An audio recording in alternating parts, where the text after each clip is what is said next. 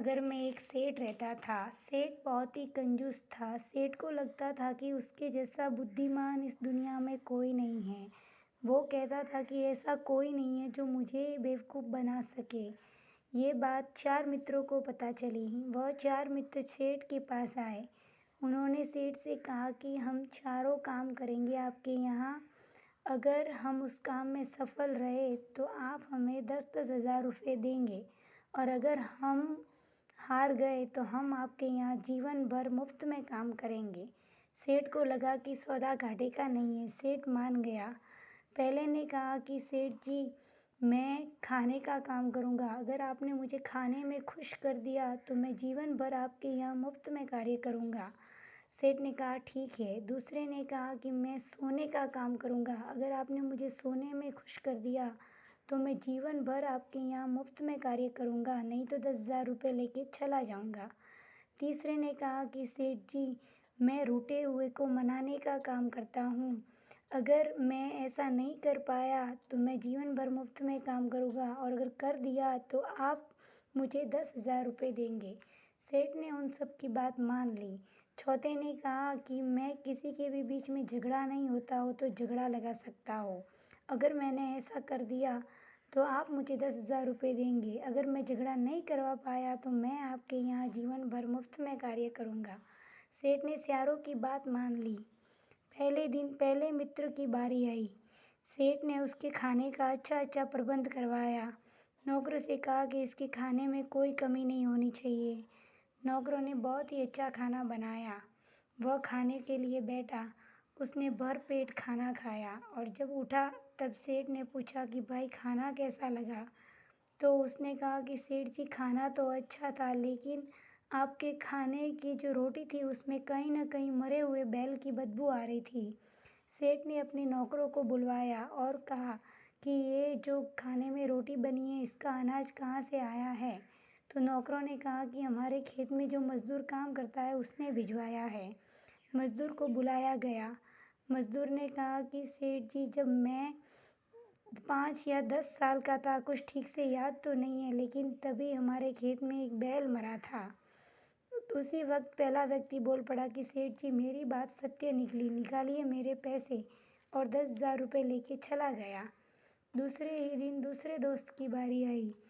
रात होने को आई। उसके सोने का प्रबंध करवा दिया गया। सेठ ने बहुत ही अच्छे से 7-8 गद्दे बिछा दिए कि उसके सोने में कोई कमी ना आए।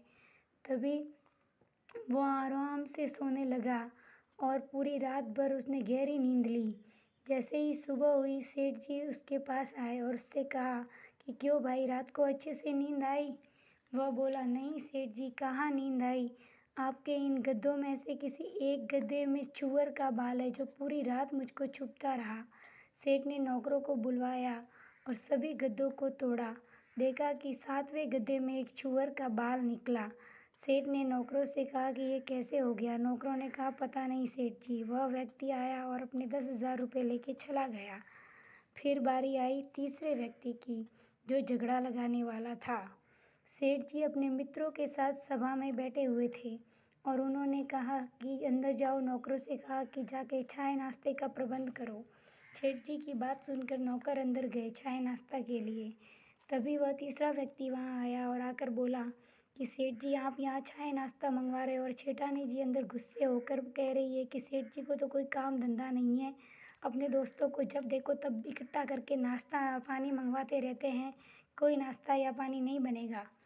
ऐसा सुनकर सेठ जी को बहुत गुस्सा आया, और सेठ जी ने अंदर जाकर रानी को खूब डांट फटकार लगाई। रानी बहुत गुस्सा हो गई। उतने में तीसरा व्यक्ति वहाँ आया और कहा कि मैंने आप दोनों के बीच में झगड़ा लगवा दिया है, मेरी शर्त पूरी हुई, निकालिए मेरे 10,000 रुपये। और वो भी अपने 10,000 रुपये लेके चला गया।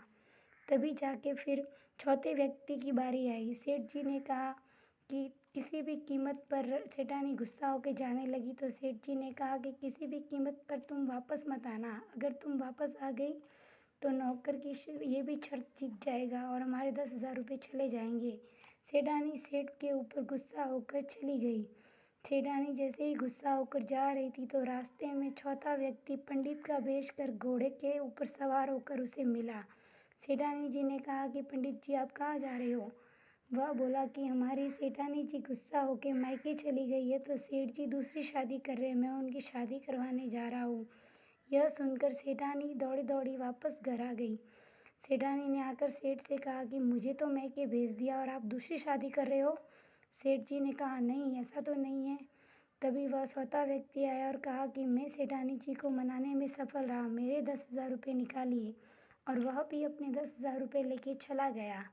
इस कहानी से ये शिक्षा मिलती है कि कभी भी अपने आप को अधिक बुद्धिमान और दूसरों को कम बुद्धिमान नहीं समझना चाहिए। अगर कहानी अच्छी लगी हो तो चैनल को लाइक, शेयर और सब्सक्राइब ज़रूर करें।